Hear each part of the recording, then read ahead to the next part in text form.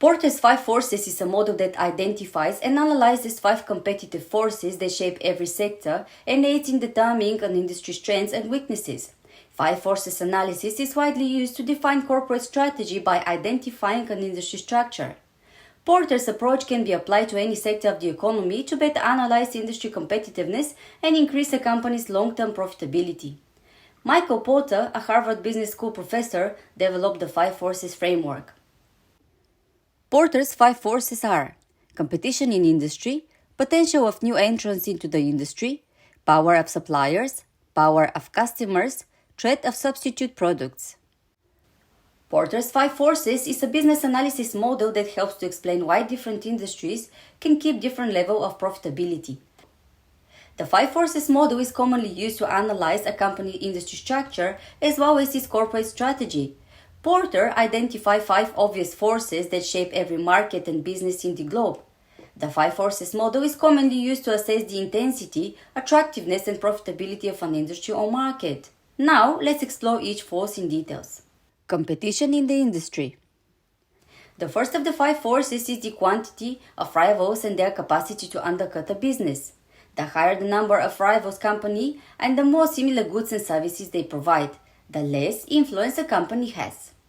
If the competition is able to provide a better deal or lower cost, suppliers and purchasers will look to that company's rival. On the other hand, when there is no competition, a business has the power to push up prices and dictate conditions of agreement to boost sales and profits. Potential of new entrants into the industry. The force of new entrants into market has an impact on a company's power as well. An established company's position may be significantly compromised by how easy and affordable it is for the rivals to enter its market and become an acceptable competitor. It is appropriate for existing enterprises inside an industry with significant entry barriers, since the company would be able to charge higher rates and negotiate better conditions. Power of suppliers. The Porter's model third element examines how quickly suppliers can raise input costs. It is influenced by the number of suppliers of an item or service, that level at which these inputs are special, at the cost to a corporation of switching providers. A company would be more dependent on a supplier in an industry with fewer providers. As a result, the supplier is in a stronger position and has the ability to increase input costs and demand additional trade benefits. On the other hand, a business can maintain its input costs low and increase its profit when there are several suppliers or lower switching costs between different suppliers. Power of customers. The ability that customers have to drive prices lower or their level of power is one of the 5 forces. It is affected by how many buyers or customers a company has, how significant each customer is, and how much it would cost a company to find new customers or market for its output. A smaller and more powerful client base means that each customer has more power to negotiate for lower prices and better deals. A company that has many smaller independent customers will have an easier time charging higher prices to increase profitability. Threat of substitute products. The last one of the 5 forces is to do with the substitutes. Threat of substitute goods or services that can be employed in a place of a company's product or service. Companies that manufacture goods or provide services for which there are no close replacements will have more leverage to raise prices and secure favorable terms. Customers will have the choice not to buy a company's goods if close substitutes are available, and a company's power will be undermined.